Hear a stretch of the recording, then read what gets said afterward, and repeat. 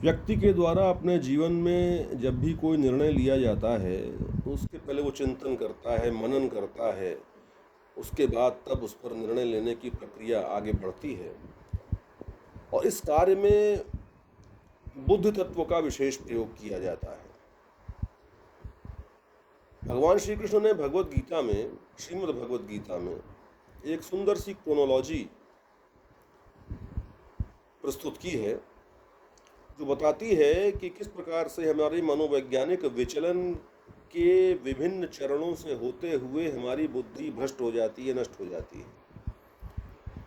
ध्यायतो विषयान पुंसः संगस्तेषु उपजायते, संगात् संजायते कामः, कामात् क्रोधो विजायते, क्रोधात् भवति सम्मोहः, सम्मोहात् स्मृति विभ्रमः, स्मृतिभ्रंशात् बुद्धिनाशो, बुद्धिनाशात् प्रणश्यति।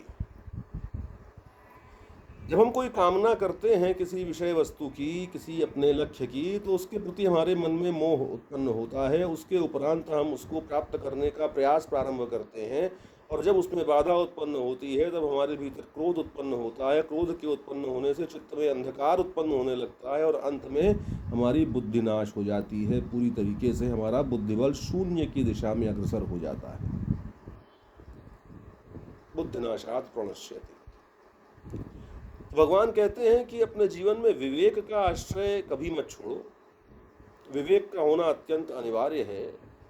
अगर आप यह निर्णय न कर पाए कि क्या उत्तम है और क्या अनुचित है, क्या सही है, क्या गलत है, तब आपके द्वारा किया जाने वाला भी कोई कार्य हो उसमें आप किसी विशेष फलश्रुति की अपेक्षा नहीं कर सकते हैं।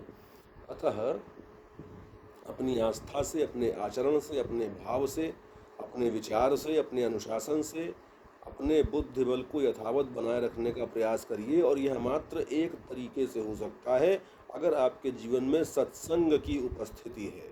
अगर आप सत्संग करते हैं, सत्संगः सेवधिर नृणाम, सत्संग इज लाइक ट्रेजर, एक खजाने की तरह होता है और आप उसके माध्यम से अपने जीवन में प्रकाश को उत्पन्न कर सकते हैं और उस उत्पन्न हुए प्रकाश को अक्षुण्ण बनाए भी रख सकते हैं।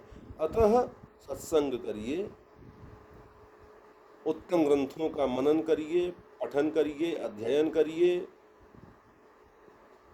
किसी से सुनिए, कोई मिल जाए तो उसको सुनाइए, कुछ न हो तो अकेले में बैठ करके उसका गायन करिए।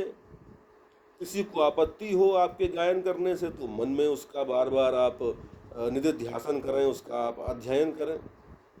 इस अध्ययन से आपका बुद्धिनाश का जो एक संदर्भ है वह शांत रहेगा, बुद्धि अक्षुण्ण बनी रहेगी और अपने जीवन में आपको लक्ष्य की प्राप्ति होगी, इसमें कोई संदेह नहीं है।